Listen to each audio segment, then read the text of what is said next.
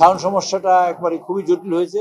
আমরা চেষ্টা করব এই সেশনটা আমরা যেহেতু সাউন্ড সেশন ইজ অন, আমরা কিছু করতে পারি নাই। আমরা চেষ্টা করছি, সকালেও আপনারা দেখছেন যে আমার আধা ঘন্টা বিলম্ব হয়েছে আমাদের সংসদ শুরু করার জন্য। কাজে আমরা সাউন্ড সিস্টেমটা খুব বিব্রত, হাউজের মধ্যেও কাজ করে না। কাজে আমরা সাউন্ড তো আপনি জানেন, ওই সময় একটা ফ্যাসিস্ট সরকার, বারবার যদি বলি বলতে ভালো লাগে না, তবে তারা এই সাউন্ডের ব্যাপারে কাজ করে। আপনারা শুনলে অবাক হয়ে যাবেন, কনস্ট্রাকশন অভিজ্ঞতা সম্পন্ন লোকের কন্ট্রাক্ট দেওয়া হয়েছে সাউন্ডের ব্যাপারে। কনস্ট্রাকশন অভিজ্ঞতা কি কাজে লাগতে পারে, যারা ইট পাথর নিয়ে কাজ করে সাউন্ডের ব্যাপারে যে এক্সপার্ট না, এই কাজটা বুঝে রাখবে এমন কোনো লোক এখানে ডিপিউট করা হয়নি। যে পরিমাণ আমরা একটা মাইক্রোফোন ইউজ করি, তারা 38 গ্রাম মাইক্রোফোন দেওয়ার কথা, সেখানে 258 গ্রাম মাইক্রোফোন দেওয়া হয়েছে।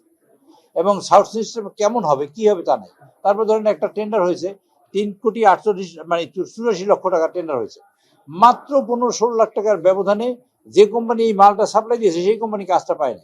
এটা তো ভেরি সেন্সিটিভ অ্যান্ড ভেরি মানে স্পেশালাইজড কাজটা, সেইখানে আর একটা কোম্পানি কাজ পেয়েছে এবং দুইজনই টেন্ডার পার্টিসিপেট করেছে।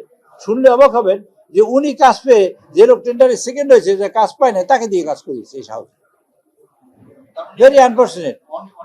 অনিয়ম, চরমভাবে অনিয়ম হয়েছে। সে অনিয়ম ব্যবস্থা নেব এইভাবে যে এখনই ব্যবস্থা নিলাম আর সব বের করে দিলাম, তাহলে তো আর সাউন্ড চলবে না। তাই সাউন্ডটা শেষ হোক, এর মধ্যে অনেক মানুষেরই ব্যবস্থা নেওয়া হবে এবং কঠোর ব্যবস্থা নেওয়া হবে।